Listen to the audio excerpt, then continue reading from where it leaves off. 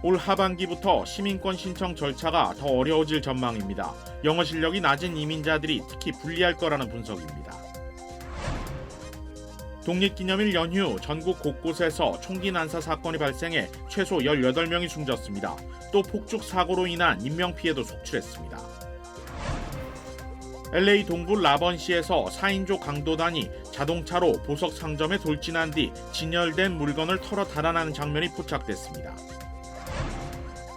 최근 한인들을 상대로 미국에서 달러를 주면 한국에 원화를 입금해준다며 광고를 내고 돈을 가로치는 환치기 범죄가 기승을 부리고 있습니다. 하와이에서 호주 시드니로 향하던 항공기가 강한 난기류를 만나 크게 흔들리며 7명이 다치는 사고가 발생했습니다.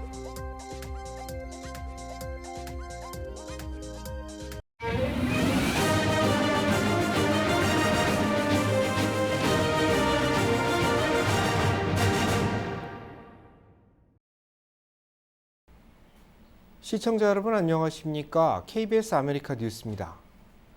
반도체 생산에 쓰이는 첨단 광물의 수출을 제한하겠다는 중국의 발표에 상무부가 반대 입장을 내놨습니다. 보도에 이정민 기자입니다. 지난 4일 중국이 반도체 등의 원료로 쓰이는 희귀금속, 갈륨과 게르마늄 등의 수출을 통제하겠다고 밝힌 데 대해 미국이 강한 반대 입장을 밝혔습니다. 미국 상무부는 대변인 명의의 성명을 통해 중국의 수출 제한 방침을 단호히 반대한다고 밝혔습니다. 그러면서 이번 조치가 공급망 다양화의 필요성을 보여준다. 미국은 핵심 공급망에서 탄력성을 구축하기 위해 동맹, 우방과 협력할 거라고 밝혔습니다. 갈륨과 게르마늄은 반도체와 태양광 패널, 무선통신기 등 첨단 기기 생산에 사용되는데 중국이 전 세계 생산량의 80%를 책임지고 있어 사실상 독점生产 체제입니다. 中国政府依法对相关物项实施出口管制，是国际的通行做法，不针对任何特定的国家。 중국 상무부 전직 관료는 매체 인터뷰에서 중국의 수출 통제는 시작에 불과하다고도 언급했습니다. 중국은 이번 주 안에 갈륨, 게르마늄 공급 업체들과 수출 통제 관련 논의에 착수하는 등 후속 조치에 속도를 낼 예정입니다. 전략 광물 비축을 확대하고 광물 탐사를 강화하겠다고 밝히며 자원 무기화에도 박차를 가하고 있습니다. 첨단 산업을 둘러싼 미국과 중국의 핑퐁 게임은 갈수록 심해지는 분위기입니다. 미국의 첨단 반도체 생산 장비 대중국 수출 통제, 중국 첨단 산업에 대한 미국 기업 투자 제한 움직임에 중국은 미국 반도체 업체 제재와 광물 수출 제한 등으로 반격에 나서는 모양새입니다. 중국의 조치는 미국은 물론 첨단 반도체 관련 기술의 중국 수출을 제한한 한국과 일본도 겨냥한 걸로 보인다고 미국 월스트리트저널은 보도했습니다. 워싱턴에서 KBS 뉴스 이정민입니다. 올 하반기부터 시민권 신청 절차가 더 어려워집니다. 영어 실력이 낮은 이민자들이 더 불리할 거라는 분석입니다. 이민국은 올 하반기 시민권 취득 시험에 변화가 찾아올 계획임을 예고했습니다. 지난 2008년 도입된 시험 제도를 15년 만에 변경하는 것인데 특히 영어 말하기 영역의 난이도가 지금보다 올라갑니다. 지금은 응시자가 제출한 신청서에 나온 개인정보에 대한 질문이 주를 이루고 있습니다. 그러나 올 하반기부터는 날씨나 음식, 행동 등 일상적인 사진이 공개되고 응시자는 사진에 담긴 상황을 영어로 묘사해야 합니다. 사실상 외워서 답변하는 것이 불가능하기 때문에 비영어권 이민자들의 시민권 취득이 지금보다 어려워질 것으로 보입니다. 미국 역사와 정부에 대한 질문도 현재의 단답형에서 선다형으로 변경됩니다. 현재는 미국이 1900년대 치른 전쟁을 답하라고 하면 1, 2차 세계대전, 한국전쟁, 베트남전쟁, 걸프전쟁 중 하나를 답하면 되지만 새 양식에서는 오답 4개와 정답 1개 사이에서 정답을 가려낼 수 있어야 합니다. 이민법 전문가들은 비영어권 국가 출신 귀화 희망자나 고등교육 이하의 신청자, 고령자와 장애인들이 새 시민권 시험에 대응하기 어려울 것이라고 밝혔습니다. 이민국은 우선 지역별로 새로운 시민권 시험을 시범 도입해 의견을 수렴한 뒤 올 하반기부터 정식으로 도입할 계획임을 예고했습니다.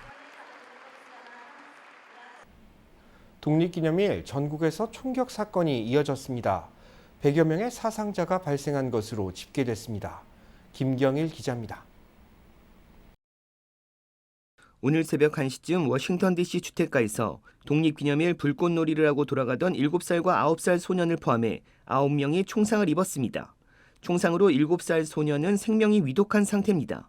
경찰은 불꽃놀이를 마친 사람들에게 SUV 차량 한 대가 다가와 창문을 열고 총기를 난사했다고 밝혔습니다. 이 밖에 워싱턴 DC 곳곳에서 일어난 총격 사건으로 모두 4명이 숨졌습니다. 루이지애나주 슈리브포트시에서도 독립기념일 파티 도중 총기 난사로 3명이 숨지고 7명이 다쳤습니다. 용의자는 도주에 체포되지 않았고 경찰은 목격자들의 증언을 토대로 수사를 벌이고 있습니다. 시카고에서는 오늘 오전 4시 47분쯤 여러 명이 모인 자리에서 2발의 총성이 울려 35살 남성 1명이 가슴에 총을 맞고 숨졌다고 경찰은 밝혔습니다. 시카고에서는 어제 하루만 2명이 총에 맞아 숨지는 등 독립기념일 연휴 4일 동안 모두 57명이 총에 맞아 8명이 숨졌다고 경찰은 밝혔습니다. 총기폭력 아카이브는 독립기념일 연휴 동안 전국에서 17건의 총격 사건이 발생해 최소 18명이 숨지고 102명이 다친 것으로 집계됐다고 밝혔습니다.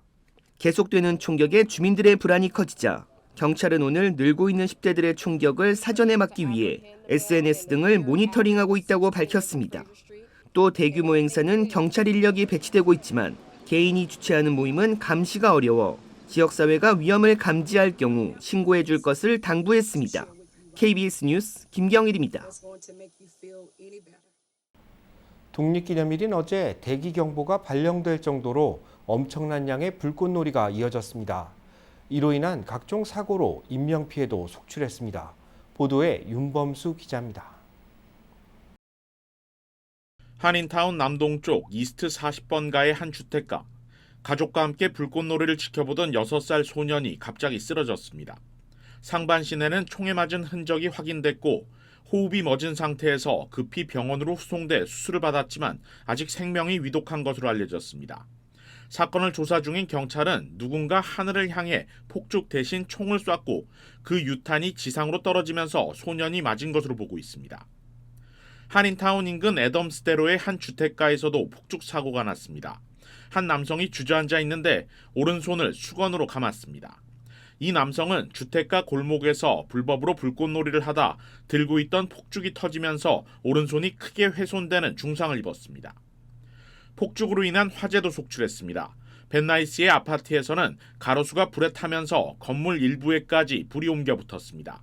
목격자는 현장에서 불법 폭죽놀이가 벌어졌으며 사람들이 서로에게 폭죽을 던지다 불이 일어났다고 밝혔습니다.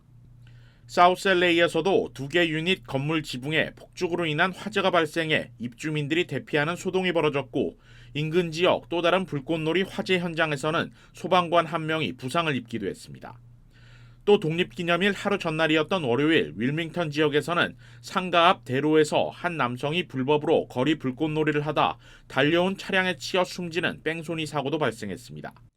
LA시 소방국은 독립기념일이었던 어제 하루 평소보다 많은 2,000건가량의 사건 사고 신고가 접수됐으며 이 중 200여 건 이상이 불꽃놀이 관련이라고 밝혔습니다.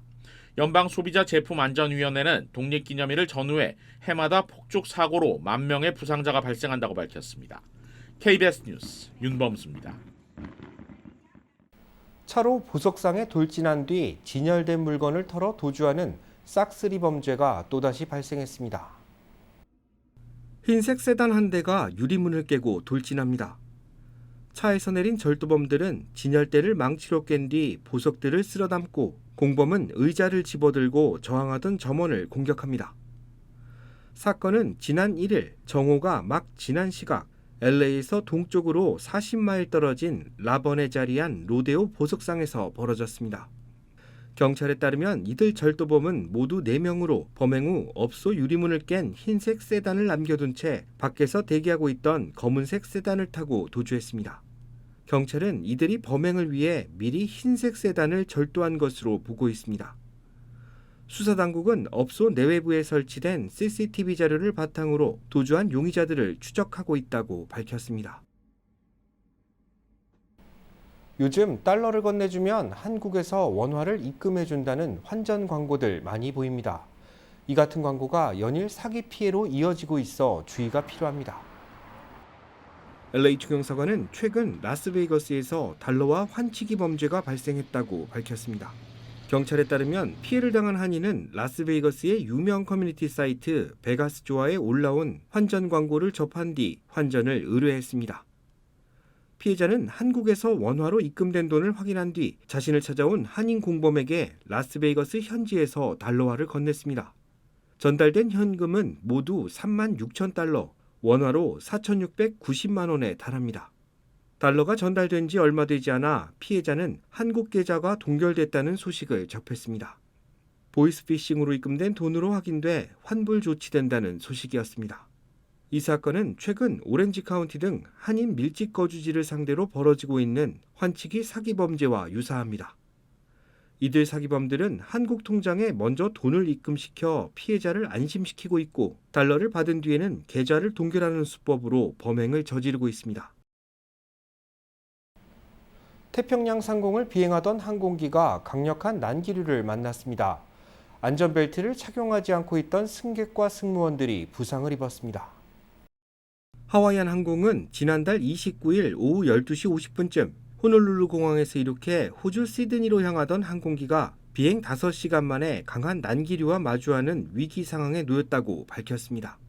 항공사 측에 따르면 난기류와 마주한 항공기는 갑자기 급강하기 시작했고 안전벨트를 착용하지 않았던 일부 승객들은 하늘로 솟구쳤습니다.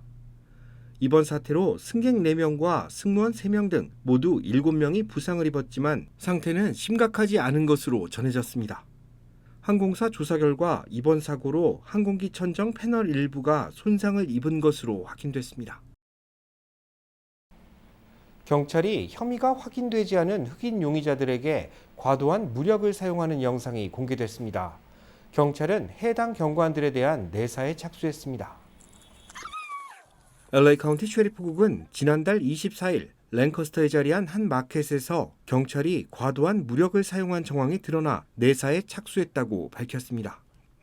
절도 피해 신고를 받은 경찰은 현장에 도착한 뒤 인상착의가 비슷한 흑인 남성을 찾았습니다. 경찰은 케이크를 들고 있던 이 남성에게 다가가 수갑을 채우려 했고 잘못이 없다는 흑인 남성의 말은 묵살됐습니다. 옆에서 이 장면을 촬영하던 흑인 여성도 피해 대상이 됐습니다. 여성은 촬영 행위는 적법한 절차라며 경찰의 제재 명령에 불복했는데 결국 얼굴에 후추 스프레이를 맞은 뒤 제압됐습니다. 이 여성은 조지 플로이드 사태와 비슷하게 숨을 쉴 수 없다고 외쳤지만 역시 통하지 않았습니다. 사건 영상이 공개되며 흑인 인권단체들은 영상에 등장한 경관들의 해고를 촉구하고 있습니다. 경찰은 자체 조사를 통해 경관들의 징계 수위를 결정할 계획입니다. 지구촌 곳곳이 폭염으로 몸살을 앓고 있습니다. 지난주까지 국내에서 폭염으로 사망한 사람은 13명에 달합니다. KBTV 전상희 기자입니다. 폭염 지역은 텍사스, 애리조나, 오클라호마, 루이지애나, 엘라바마 등 남부 주 대부분으로 특히 폭염이 심한 텍사스주 일부 도시들은 110도를 넘어서기도 했습니다. 유럽도 마찬가지로 지난주 스페인, 영국, 독일 등의 기온이 평균보다 크게 올라가면서 비상이 걸렸습니다. 인도와 파키스탄 지역은 폭염 현상이 더 심해 최근 일부 지역은 117도까지 치솟았습니다. 인도 보건당국은 주민 100여 명이 지난 수주간 폭염에 사망한 것으로 추산하고 있습니다. 중국에서도 지난주 베이징 지역에 사상 처음으로 사흘째 적색경보가 울렸습니다. 가장 높은 단계인 적색경보는 104도 이상 고온이 예상될 때 발령됩니다. 베이징 기상당국은 이 같은 폭염이 이번 달 중순까지 계속될 것으로 전망했습니다. 올 들어 동남아시아도 이상 고온을 보여 지난 4월 말부터 시작해 5월까지 100도가 넘는 기록적인 폭염이 계속됐습니다. 기상 전문가들은 지구촌 곳곳에서 일어나는 고온 현상의 원인으로 엘니뇨 현상과 열돔 현상, 지구온난화 등을 꼽았습니다. 엘니뇨 현상은 동태평양의 해수면 온도가 높은 상태로 수개월 지속되는 것을 말합니다. 엘니뇨가 발생해 해수면의 온도가 섭씨 0.5도 올라가면 지구 온도는 0.2도 상승하며 이상 고온 현상이 일어납니다. 미 국립해상대기청은 올해 엘니뇨 현상이 심각한 수준을 보여 북미 지역을 비롯해 곳곳에 기상 이변을 가져올 것이라고 예보했습니다. 열돔 현상은 7에서 10km 높이 대기권에 발달한 고기압이 반구 형태의 지붕을 만들어 뜨거운 공기를 가두는 현상으로 극심한 폭염의 원인이 됩니다. 또 지구 온도 상승으로 빙하가 녹으면서 해수면이 높아지는 것도 문제로 지적되고 있습니다. 유엔 세계식량계획은 지구 평균 기온이 2도 오르면 가뭄과 폭우 등의 이상기후로 세계 1억 8,900만 명이 기아 위기에 빠질 수 있다고 경고했습니다. KBTV 뉴스 전상입니다. 캘리포니아주에서 자동차 보험에 미가입한 운전자들이 늘고 있는 것으로 조사됐습니다. 팬데믹 이후 폭등한 가격이 원인입니다. 보험 상품 비교 사이트 폴리시 지니어스의 설문 결과 자동차 보험에 가입하지 않은 운전자는 전체 운전자의 17%를 나타냈습니다. 특히 18세부터 34세까지 젊은 층 운전자들의 보험 미가입 양상이 뚜렷했는데 크게 올라버린 보험료를 감당하지 못해 이 같은 선택을 하고 있다는 분석입니다. JD 파워의 지난 2월 발표에 따르면 자동차 보험료는 전년 같은 기간 대비 14.5% 증가해 물가 상승폭인 6%의 2배를 넘었습니다. 이 같은 원인 때문에 보험을 유지하고 있는 운전자들의 25%는 최근 비용 문제로 보험사를 변경했다고 답했습니다. 대부분 보험사들이 타사에서 이적하는 고객들을 기존 고객보다 우대해주고 있는 데 따른 것으로 풀이됩니다. 자동차 보험사들은 보험 미가입 운전자가 늘며 가해자가 무보험자일 경우 보험에 가입한 피해자가 보상을 받을 수 있는 무보험자 보상 조건에 드는 것이 좋다고 조언했습니다. 뉴욕시의 노숙자가 1년 만에 18%가량 증가한 것으로 집계됐습니다. KBTV 강정민 기자입니다. 노숙자 서비스국이 최근 밝힌 거리 및 전철 역사 등에서 숙식하는 노숙 인구는 최근 총 4,042명으로 작년보다 603명, 약 18% 가까이 증가했습니다. 언론들은 에릭 아담스 행정부 출범 직후부터 노숙자 경감을 위한 정책을 이어왔지만 노숙자 감소가 아닌 18% 증가의 결과는 뉴욕시로 밀려 들어오는 대규모의 망명 신청 이민자가 노숙자 쉘터를 점령하고 있기 때문인 것이 주요 원인이라고 지적했습니다. 지난해부터 뉴욕시로 밀려온 망명 신청자들로 인해 뉴욕시에 집이 없는 노숙인 인구는 10만 명을 넘어섰습니다. 뉴욕시 노숙자 쉘터의 수용 최대 인원은 약 6만 1,000명으로 현재 시내 수용소는 텍사스 등 남부 국경도시로부터 유입된 망명 신청자들로 인해 더 이상 새로운 입주민을 받을 수 없는 상태입니다. 현재 전 미에서 모든 노숙자와 망명 신청자에게 거주지를 제공할 의무를 법으로 지정한 곳은 뉴욕시가 유일하며 에릭 아담스 뉴욕시장은 미국 이민 정책으로 발생한 문제를 뉴욕시가 모두 책임질 수 없다며 미 행정부에 지원을 요청한 상태입니다. 한편 최근 남부 국경을 통해 넘어온 불법 입국자 규모는 줄어든 것으로 나타나 관심을 끌고 있습니다. 뉴욕타임스에 따르면 코로나19 확산을 우려해 불법 입국자를 강제 추방하도록 한 정책 타이틀 42가 종료된 5월 12일 이후 하루 평균 불법 입국자 수는 3,360명을 기록한 것으로 나타났습니다. 이는 작년 3월의 절반 규모입니다. 다만 남미 지역 정치 불안 등 상황의 변화가 없는 만큼 일시적 현상이라는 평가도 있습니다. NYT는 불법 입국을 시도하려는 사람들이 새 이민 정책 등을 살피며 관망 모드에 있다는 분석도 나온다고 전했습니다. KBTV 뉴스 강정민입니다. 오늘 LA 한인타운에서 병원 근로자들의 시위가 벌어졌습니다. 이들은 업무 환경 개선에 대한 목소리를 높였습니다.